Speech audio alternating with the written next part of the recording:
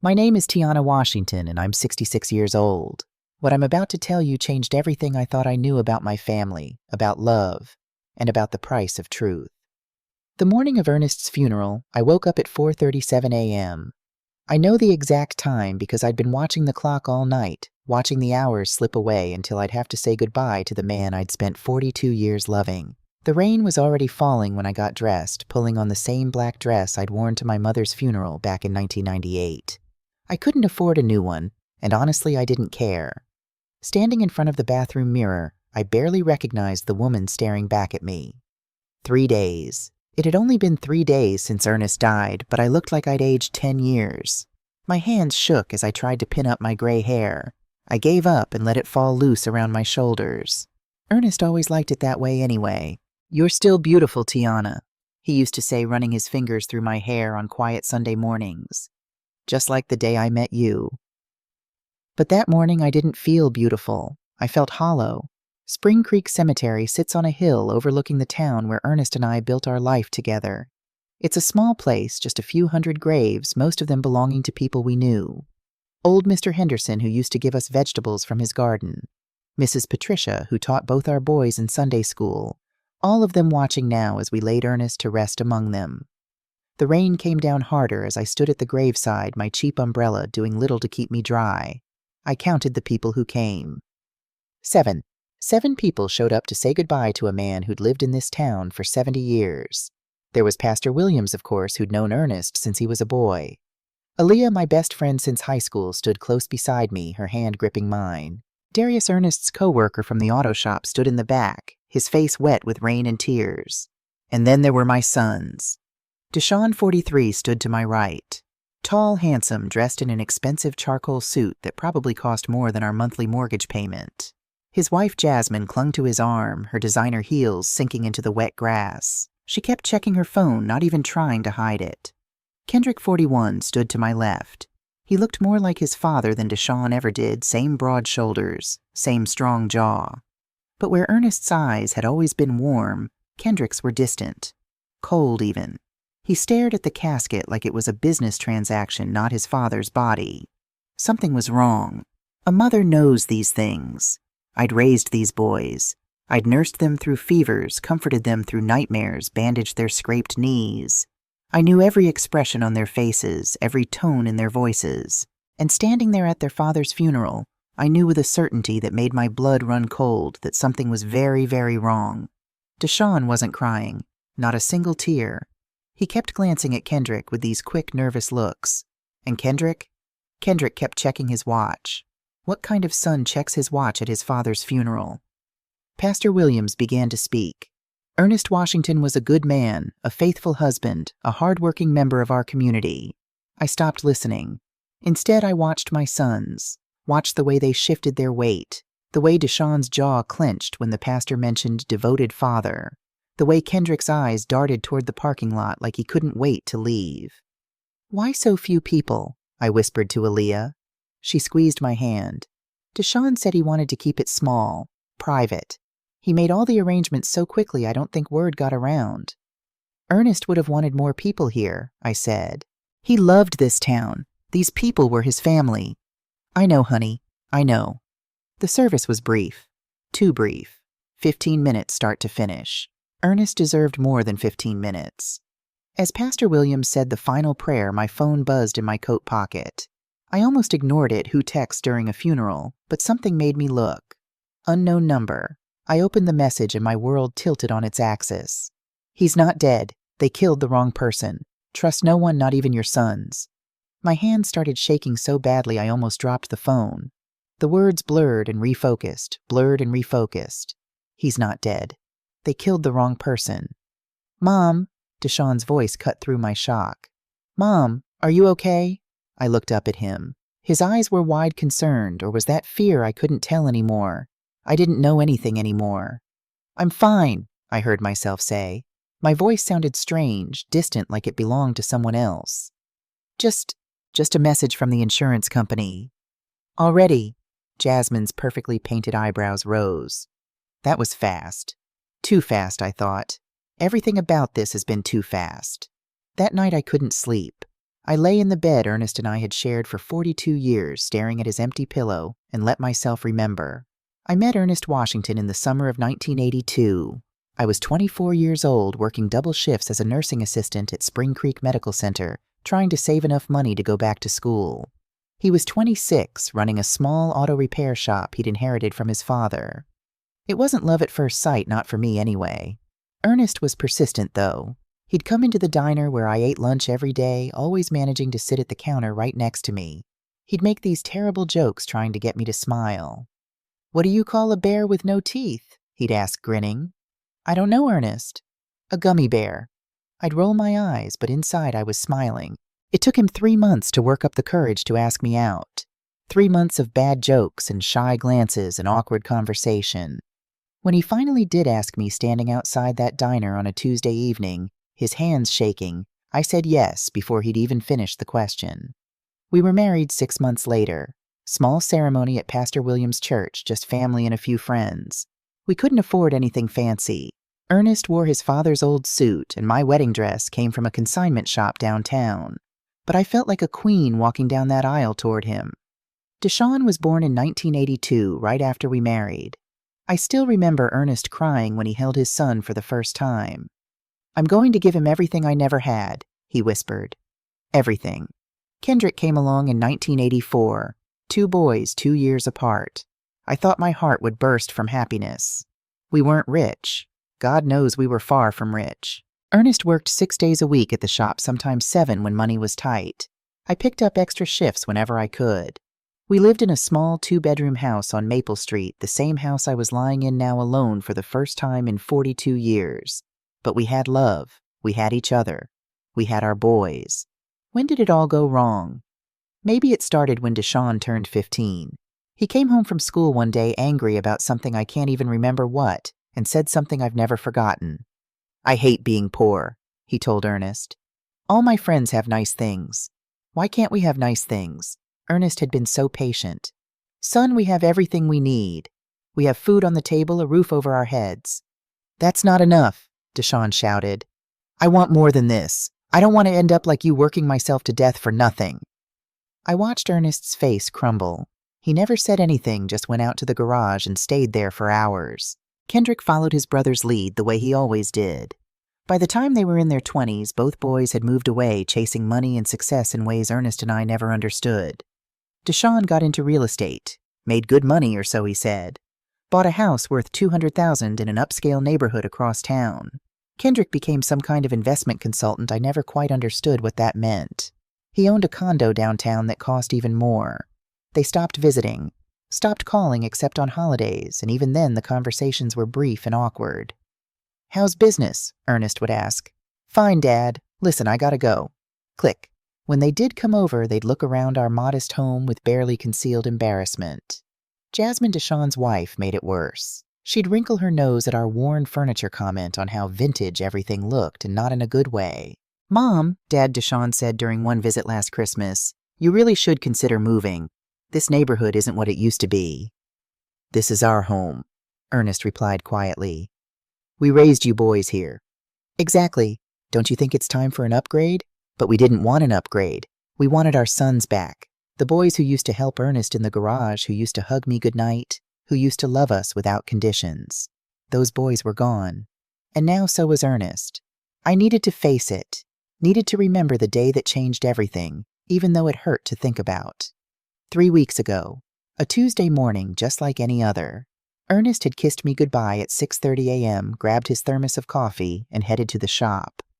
"Love you, Tiana," he said from the doorway like he did every morning. "Love you too," I called back. Those were the last words we spoke when everything was still normal.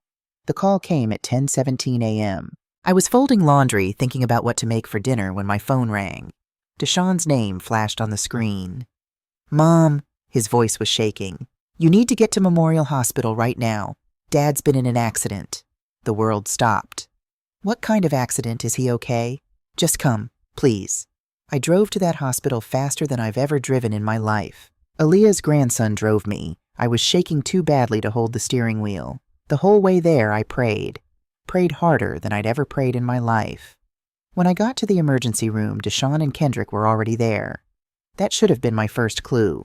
I'd called them from the car, left frantic voicemails. How did they get there before me? The shop was only 5 minutes from my house, but 20 minutes from Deshawn's office. But in my panic, I didn't think about it. Where is he? I grabbed Deshawn's arm. Where's your father? ICU. Mom, it's bad. Really bad, doctor. Patricia Morrison, I knew her from my nursing days, came out to talk to us. Her face was grave. Mrs. Washington, your husband has a severe head injury. According to the paramedics, he fell at his shop, hit his head on a concrete workbench. The impact caused significant brain trauma and internal bleeding. But he'll be okay? My voice cracked. He'll recover.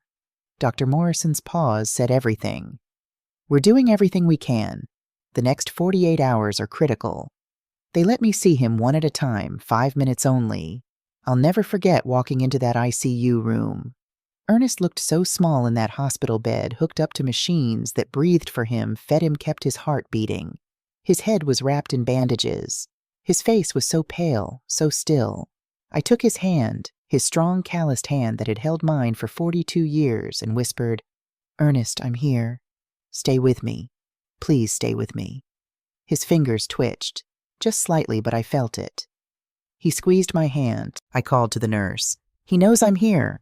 But the nurse just smiled sadly. Sometimes there are involuntary responses, Mrs. Washington. Don't get your hopes up. For 3 days, I practically lived at that hospital. Slept in the waiting room chairs, barely ate, just sat by Ernest's bed whenever they'd let me in. Deshawn and Kendrick came and went, always on their phones, always talking in low voices with the doctors about things they wouldn't explain to me. On the 3rd night, I fell asleep in the chair beside Ernest's bed. At some point, I felt someone touch my shoulder. Mom, you should go home and rest. It was Kendrick. His face was strange in the dim light of the hospital room. Not sad, not worried, just blank. I want to stay with your father, I said. Mom, you're exhausted. Let me sit with Dad tonight. You go home, take a real shower, sleep in a real bed. I'll call you if anything changes. I was so tired, too tired to argue, so I let him convince me. That was at midnight. At 4:37 a.m. that number again, my phone rang. Mom, Kendrick's voice was flat, emotionless. Dad's gone. His heart stopped at 4:15. They tried to revive him, but he's gone. I remember screaming. Remember Aaliyah's grandson driving me back to the hospital in the dark, me sobbing the whole way. Remember the doctor telling me they'd done everything they could, that sometimes these things just happen, that Ernest hadn't suffered. Lies. All lies. But I didn't know that yet. The funeral came 3 days later. So fast. Too fast. Deshawn made all the arrangements, picked the cheapest casket, the shortest service a plot in the far corner of the cemetery. It's what Dad would have wanted, he said. Simple. No fuss. But as I stood there in the rain reading that text message over and over, he's not dead. They killed the wrong person. I realized something that chilled me to my core. I didn't know what my husband would have wanted anymore. That night I sat alone in my kitchen staring at that text message until the words blurred. He's not dead. They killed the wrong person.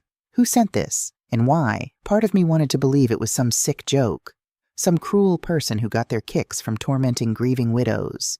But another part of me, the part that had noticed my son's strange behavior at the funeral, wondered if there was truth hidden in those words. At 11:47 p.m., my phone buzzed again. Check the garage. Ernest left something for you. Corner workbench, red toolbox underneath the false bottom. My heart stopped. The red toolbox. Ernest's father had given him that toolbox when he'd inherited the auto shop. Ernest kept it at the garage downtown, not at home. Nobody knew about the false bottom except Ernest and me. He'd shown it to me years ago, a secret compartment where he kept important papers. So how did this person know I should have been scared? A 66-year-old woman alone with someone sending her mysterious messages in the middle of the night. But I wasn't scared. I was angry. Angry at the secrets. Angry at the lies. Angry at the feeling that I'd been living in a fog for weeks and was only now starting to see clearly. I grabbed my coat and car keys. Where are you going? Aaliyah had stayed with me after the funeral. She appeared in the kitchen doorway wrapped in one of my old robes. Tiana, it's almost midnight. I need to check something at Ernest's shop. Now, girl, whatever it is can wait until morning. No, I said quietly. It can't. Something in my voice must have convinced her because she didn't argue. Just grabbed her own coat and said, "Then I'm coming with you." The inside smelled like oil and metal and faintly like Ernest's cologne. My throat tightened. I'd avoided coming here since his death. Couldn't bear to see his workspace without him in it. "What are we looking for?" Aaliyah whispered, though there was no one else around. "Red toolbox, corner workbench." I found it exactly where it had always been. The toolbox was old, scratched, the red paint faded to pink in spots. I opened it. Wrenches, sockets, screwdrivers, all organized exactly how Ernest liked them. My fingers found the small latch hidden on the inside rim. Pressed it. The bottom of the toolbox popped up, revealing a hidden compartment beneath. Inside was a USB drive. "What is that?" Aaliyah leaned closer. "I don't know, but my hands were shaking as I picked it up." "Let's find out." We went back to my house. I dug out the old laptop Ernest had bought me 3 years ago. I barely knew how to use it, but Ernest had insisted I learn. "You need to keep up with technology, Tiana," he'd said. Now I plugged in the USB drive with trembling fingers. One video file, dated 3 weeks ago, the day before Ernest's accident. I clicked play. Ernest's face filled the screen. He was in the garage, must have propped the camera up on something. His face was haggard, exhausted, and when he spoke, his voice cracked. "Tiana," he began, and I started crying immediately. "If you're watching this, then I'm already gone, and I need you to know the truth." "Oh my God," Aaliyah breathed beside me. Ernest's image continued. "Our sons, Deshaun and Kendrick. They've been planning to kill me. I know how that sounds. I know what you're thinking, not our boys, not the babies we raised. But it's true, Tiana. I've heard them talking. I've seen the evidence." He held up papers to the camera. Insurance documents. 2 months ago, Deshaun convinced me to increase my life insurance. Said it was to protect you if something happened to me. I trusted him. Signed the papers. $125,000, Tiana. That's what my life is worth to them. My stomach churned. And it gets worse. Ernest shuffled through more papers. Deshaun owes $70,000 to some loan shark in the city. I found these collection notices in his trash when I fixed his car last month. And Kendrick? He shook his head. "Kendrick's been gambling. Underground poker games. He's in the hole for at least $50,000. "Jesus," Aaliyah whispered. "They need money," Ernest continued. "Desperately. And they see me as the solution. Yesterday I overheard them talking in Deshaun's car. They didn't know I was in the shop. They were discussing how to do it. How to make it look like an accident." He paused, wiping his eyes. "I wanted to tell you, Tiana. Wanted to go to the police. But I need proof. Real proof. So I'm going to give them the chance to show who they really are. I'm going to—" The video cut off abruptly. "What?" I shouted at the screen. "You're going to what, E?" But the video was over. Just black screen and silence. I sat there staring at nothing, my mind reeling. My sons. My babies. Planning to murder their own father. "Tiana," Aaliyah's voice was thick with tears. "What are you going to do?" "I'm going to find out the truth," I said. "All of it." The next morning I started digging. First stop, Spring Creek Community Bank. I'd been banking there for 35 years. Keisha Thompson, the branch manager, had known me since she was in high school. "Tiana," she greeted me with a sad smile. "I'm so sorry about Ernest. How are you holding up?" "I'm managing. Keisha, I need to see our account statements, the last 6 months. Something flickered across her face. "Of course, let me pull those up." She printed them out, handed them across the desk. I scanned the numbers, my heart sinking with each line. $3,000 withdrawn in January, $5,000 in February, $7,000 in March. "Keisha, I didn't make these withdrawals." "No," she said carefully. "Ernest did. He came in personally each time." "Did he say what the money was for?" Another pause. "He said home repairs." "But Tiana," she lowered her voice, "the last time he came in he didn't look good. He seemed nervous, distracted, and what? Deshaun was with him. Said he was helping his dad with the paperwork because Ernest's eyes weren't what they used to be." She met my gaze. But Ernest was wearing his glasses, and he saw fine. My blood ran cold. Deshaun was there for all the withdrawals. At least twice that I saw personally, maybe more. $15,000. Gone. And my son had been there, helping. I left the bank and drove straight to Terrell Davis Insurance. Terrell had been Ernest's insurance agent for 20 years. Mrs. Washington, Terrell stood up when I entered, genuine grief on his face. I can't tell you how sorry I am. Ernest was a good man. Thank you, Terrell.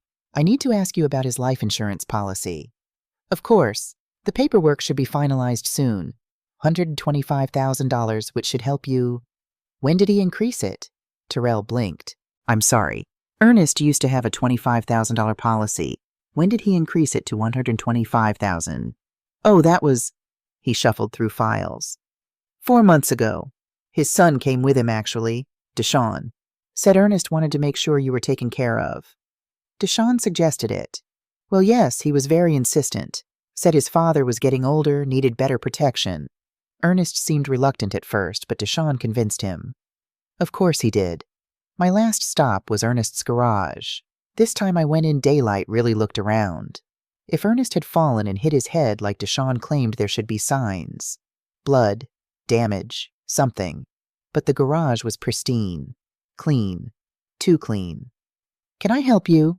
I jumped. Darius, Ernest's longtime employee, stood in the doorway. He was a big man, mid-50s, with kind eyes that were red-rimmed now. Darius, I didn't know you were working today. Thought I'd come in, clean up a bit. Can't quite believe he's gone, you know. He walked over, stood beside me. You looking for something? The accident, I said. Where did it happen? Darius's expression changed, became guarded. What do you mean? Ernest fell, hit his head. Where, Mrs. Washington, I wasn't here that morning. When I came in around noon, everything was already cleaned up. Cleaned up by who? Your sons. They said they didn't want you to see the blood and all. But there was no blood. I could see it in Darius's eyes. He knew something was wrong, too. Darius, I said quietly, what really happened that morning? He looked torn. Finally, he said, I got here at 6 a.m. like always. Ernest was already here working on the Henderson's Ford. Around 9:30, Deshaun showed up, said he wanted to talk to his dad about something private, so I went to grab coffee. When I came back 20 minutes later, he swallowed hard. The ambulance was here. Ernest was on the floor, and Deshaun was on the phone crying, saying his dad had fallen. But you don't think he fell? I think... Darius chose his words carefully. I think something else happened in those 20 minutes I was gone. That afternoon, my phone buzzed again. Same unknown number. You're getting close, but you're looking at the wrong person. Meet me at Clara's Diner 6 p.m. Come alone. I'll be in the last booth. Every instinct told me not to go. This could be dangerous. This could be a trap. But I had to know. Clara's Diner was a Spring Creek institution, been there since the 1950s. At 6 p.m. it was moderately busy, mostly elderly couples having early dinner. I walked to the last booth, my heart pounding. Someone was already there, face hidden behind a menu. When the menu lowered, I nearly fell over. It was Jasmine, my daughter-in-law, Deshaun's wife. Sit down, she said quietly, before anyone sees us together. I slid into the booth, my mind racing. You've been sending me those messages. Yes. Why? Jasmine's perfect makeup couldn't hide the dark circles under her eyes, the worry lines around her mouth. She looked like she hadn't slept in days. Because I'm scared, she whispered. Because I made a mistake. Because... Her voice broke. Because I know what Deshaun did, and if I don't tell someone, I'm going to lose my mind. My hands clenched into fists. What did he do, Jasmine? Tell me. She glanced around nervously, then leaned forward. Deshaun killed Ernest. Him and Kendrick together. They planned it for months. I heard them talking. I tried to convince myself I was imagining things, but... How? My voice was barely audible. How did they do it? The garage, that morning. Deshaun went there with... She paused. With insulin. He's diabetic, you know that. But what you don't know is that concentrated insulin can kill someone if you inject enough of it. Makes it look like a heart attack or stroke. My vision swam. And he was going to inject Ernest, make it look natural. But when he got there, Jasmine's eyes filled with tears. Ernest was already on the ground, already dying. He'd fallen and hit his head, just like Deshaun told everyone, just like the doctor said. I stared at her. You're saying Ernest really did fall? It was actually an accident? No. Jasmine shook her head frantically. You don't understand. Deshawn got there, saw Ernest on the ground, saw the head injury, and he realized this was better than his plan. No injection needed. No evidence. Just a tragic accident. So She covered her mouth with her hand. He what, Jasmine? He waited. He didn't call 911 for 45 minutes. Just stood there with his phone in his hand while Ernest lay dying on that concrete floor. By the time the ambulance arrived, the damage was done. Ernest might have survived if Deshawn had called immediately, but he didn't. He let him die. The diner spun around me. I gripped the edge of the table to keep from falling. Why are you telling me this? I managed to ask. Because I can't live with it. Jasmine's voice rose, then dropped to a frantic whisper. Because Deshawn is talking about doing the same thing to you. The insurance money isn't enough. He wants the house, the savings, everything. And you're in the way. He wants to kill me too. Yes. A tear rolled down her cheek, smearing her mascara. I know I should have told you sooner. I know I should have gone to the police, but I was scared. I still am. Deshawn isn't the man I married. The debt, the pressure, it's changed him into someone I don't recognize. Someone capable of... Jasmine. I reached across the table, grabbed her hand. We have to go to the police, right now. You have to tell them everything. But she pulled away, shaking her head. I can't. Don't you understand I have no proof? It's just my word against his. And if he finds out I talked to you... She stood up abruptly. I shouldn't have come. This was a mistake. Wait. But she was already walking away, practically running toward the exit. I sat there alone in that booth, my whole world crumbling around me. My son had murdered his father, had watched him die, and now he was planning to do the same to me. And the worst part, the part that made me want to scream, I believed her. Every word. My phone buzzed. Another text from an unknown number, but different from the first one. Mom, we need to talk. Come to Kendrick's house tonight at 9. Both of us will be there. It's time you knew the truth. It was from Deshawn's number. He wasn't even hiding anymore. I looked at that message for a long time. I should call the police. I should run. I should do anything except walk into a house with 2 men who'd already killed once and were planning to kill again. But Ernest deserved justice. And I deserved the truth. So at 8:45 p.m. I got in my car and started driving toward my son's house. I was done being afraid. It was time to face my boys. Kendrick's house was in Cedar Heights, the expensive part of town where Ernest and I had never belonged. Massive homes with perfectly manicured lawns, 3-car garages, the kind of neighborhood where people hired others to decorate their Christmas trees. My hands were steady on the steering wheel. Strange that. I should have been terrified driving toward a confrontation with 2 men who'd let their father die. But I wasn't scared anymore. I was something else entirely. I was ready. The house was dark except for a single light in the living room.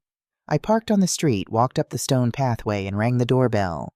It echoed inside like a death knell.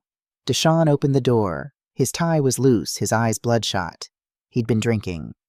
Mom! He stepped aside. Thanks for coming. Did I have a choice? Something flickered across his face, surprise maybe at my tone. I'd always been the soft one, the peacemaker, the mother who forgave everything. Not tonight. Kendrick was in the living room, pacing like a caged animal. He looked worse than Deshawn, unshaven, his shirt wrinkled, his hands shaking. Sit down, Mom, Deshawn said, gesturing to the leather couch that probably cost more than my car. I'll stand. The brothers exchanged glances. Mom, Kendrick began, his voice cracking. We know what you think. Do you? I cut him off. Do you know what I think? That I raised 2 murderers. That the babies I nursed, the boys I sacrificed everything for, let their father die on a garage floor because they needed money. It wasn't like that, Deshawn said, but his voice was weak. Then tell me what it was like. I pulled out my phone, showed them the video Ernest had made. Tell me how this wasn't exactly what it looks like. Kendrick made a sound like a wounded animal. Deshawn's face went pale. Where did you get that? Deshawn whispered. Your father left it for me, along with evidence of your debts, your gambling, your plans to increase his insurance. I stepped closer to them. So tell me the truth. All of it. Because I'm going to the police tomorrow morning, and this is your last chance to explain yourselves. The silence stretched out thick and suffocating. Finally, Kendrick collapsed onto a chair, his head in his hands. We didn't kill him, Mom.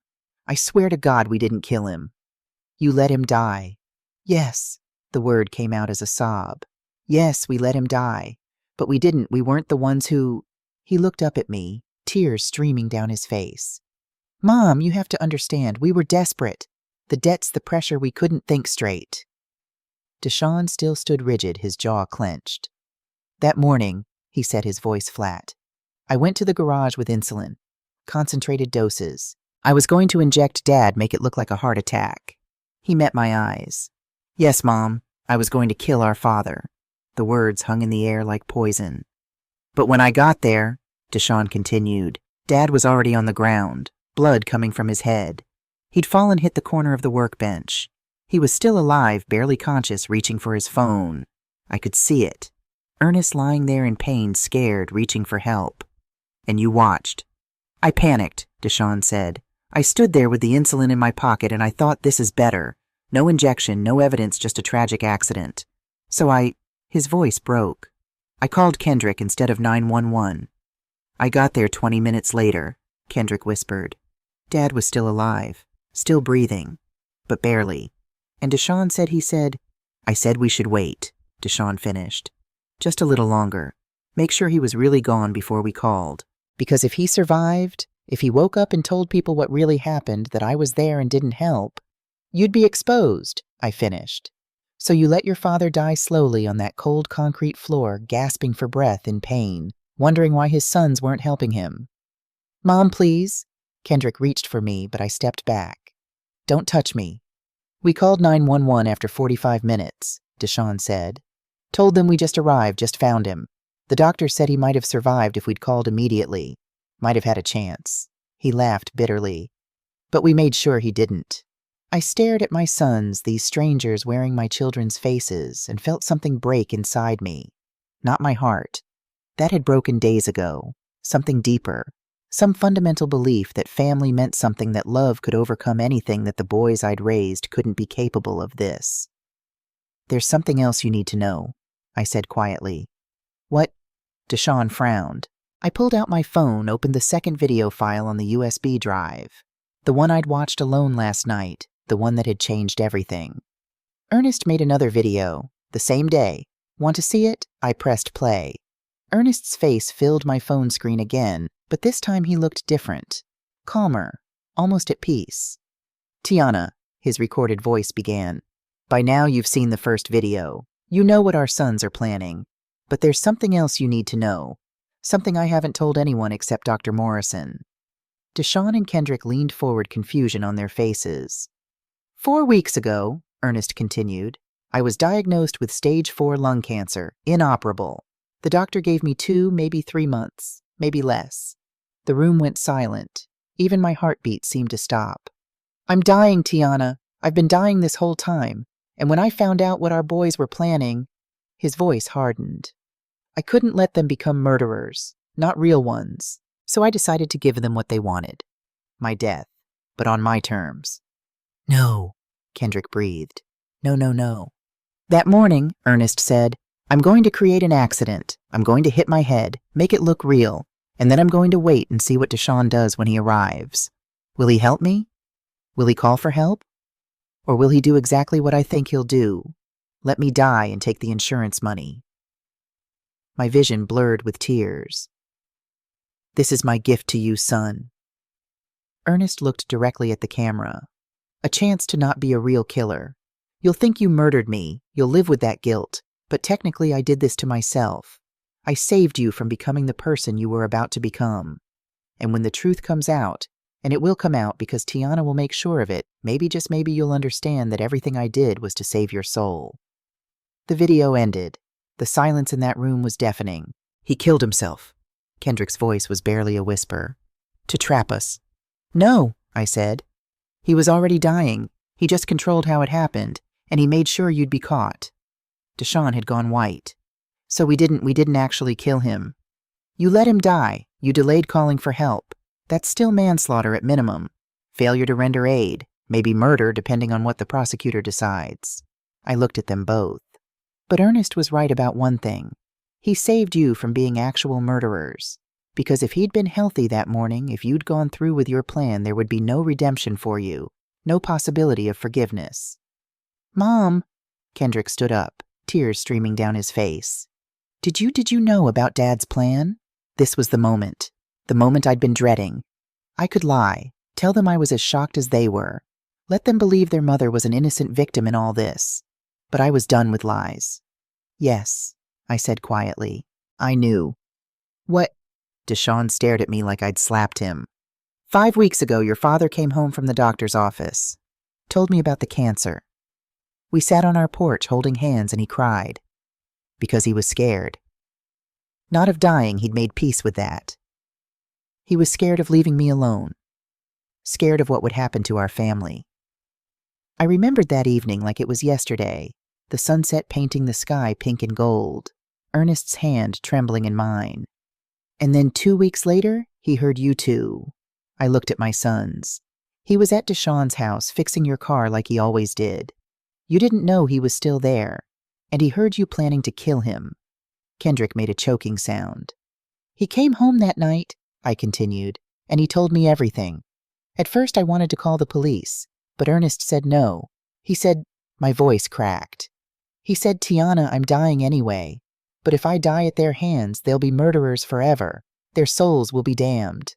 But if I control this, if I create a situation where they think they've killed me, but haven't really, maybe they can still be saved. So you helped him, Deshawn said. His voice was hollow. You knew he was going to and you let him. I tried to talk him out of it. For days, I begged him to just go to the police to get you both arrested before you could do anything. But he wouldn't. He said he'd rather die knowing he'd tried to save your souls than live a few more weeks knowing his sons had become monsters. So the whole time, Kendrick whispered, at the hospital at the funeral, you knew. You knew what we'd done. You knew about Dad's plan. And you just watched us. I watched you show exactly who you'd become, I said. I watched you stand at your father's grave and not shed a single tear. I watched you push me to sell the house to sign over the insurance money. I watched you prove that your father was right. You'd chosen money over love. But Jasmine, Deshawn said suddenly, she sent you those messages. Actually, a voice said from the doorway. I didn't. We all turned. Jasmine stood there, but she wasn't alone. Behind her was Sergeant Malcolm Johnson, and behind him 3 uniformed officers. I'm sorry, Deshawn, Jasmine said, tears running down her mascara. But I couldn't be part of this anymore. Jasmine was the one who came to me, Sergeant Johnson said, stepping forward. 3 days ago. Told me everything she'd overheard. We've been building a case since then. He looked at me. And Mrs. Washington attorney Rashad Williams contacted us yesterday with video evidence from your late husband, along with his medical records confirming terminal cancer and detailed notes about his plan. Wait, Deshawn's eyes darted between us. So the messages who sent the messages, I did. I said is said. The first one at the funeral was to see your reaction. The second one was to lead me to the USB drive that Ernest and I had planted together. We needed to build a case against you. We needed evidence. And we needed you to think you were getting away with it so you'd incriminate yourselves further. You set us up, Kendrick whispered. You and Dad, you set us up. No, I said firmly. You set yourselves up the moment you decided money was worth more than your father's life. Ernest and I just made sure justice would be served. Sergeant Johnson pulled out handcuffs. Deshawn Washington Kendrick Washington, you're under arrest for conspiracy to commit murder and failure to render aid resulting in death. You have the right to remain silent. I watched as they handcuffed my sons, watched Kendrick sob, watched Deshawn's face crumble as the reality hit him he was going to prison. They both were. Mom, Kendrick cried as the officers led him toward the door. Mom, please, we're sorry. We're so sorry. Please don't let them. I love you, I said. My voice was steady. I will always love you, but I love your father more, and I loved the men you could have been more than I loved the men you became. They took my sons away. The trial lasted 3 weeks. The evidence was overwhelming. Video testimony from Ernest recorded before his death, authenticated by multiple witnesses, medical records showing the cancer, bank statements, insurance documents, and most damning of all testimony from Darius about the 45-minute gap before 911 was called. The jury took 4 hours to reach a verdict. Guilty on all counts. Deshawn received 20 years. Kendrick, because he showed remorse and cooperated with prosecutors, got 15. I visited Kendrick in prison last week. Not Deshaun, he still won't see me, still blames me for setting them up.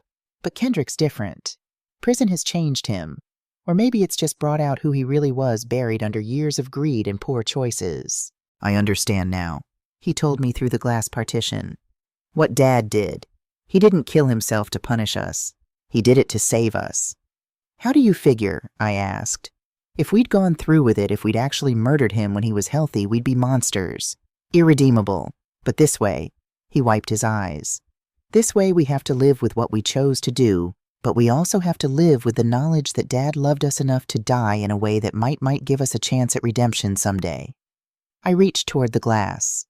Your father always believed in second chances. Do you? Kendrick looked at me with Ernest's eyes. Do you believe we can be redeemed? I believe, I said carefully, that it's not about what I believe. It's about what you do with the years you have left. You can waste them in bitterness, or you can use them to become the men your father hoped you'd be. Today I sat on my porch, the same porch where Ernest and I had our last real conversation, and opened the final letter he'd left for me. Rashad Williams had given it to me with instructions not to open it until after the trial. My dearest Tiana, if you're reading this, it's over. Our boys have been judged sentenced, and now they're beginning to pay for their choices. I know this has been impossibly hard on you. I know you've had to live with the weight of our secret, had to watch our sons grieve for a father they thought they'd killed, had to pretend ignorance when you knew the truth all along. I'm sorry for that burden, but I'm not sorry for what we did. We gave them a chance, Tiana, a chance to choose love over greed, family over money. They failed that test. But because of how we set things up, they failed in a way that leaves room for grace. They're not murderers, not technically. They're guilty of terrible choices, but not irredeemable ones. In 15 to 20 years, they'll be free. They'll be old men, but they'll be free. And maybe, just maybe, they'll have used that time to become the sons we always hoped they'd be. Live well, my love. Don't grieve for me. I was dying anyway, and I got to die knowing I'd done everything I could to save our boys' souls. I love you forever. Ernest. I folded the letter, placed it in the Bible Ernest had given me on our wedding day, and looked out at the street where we'd raised our family. The house is quiet now, too quiet. But I'm not alone. I have Aaliyah who visits every day. I have my church community. I have the memories of 42 years with a man who loved me enough to die for our children's souls. And I have hope. Hope that someday when Deshaun and Kendrick walk out of those prison doors, they'll be the men Ernest and I always believed they could be. Until then, I'll be here, in the house we built together, keeping the flowers alive in Ernest's garden, waiting, because that's what mothers do. We wait, we hope, we love, even when it breaks our hearts.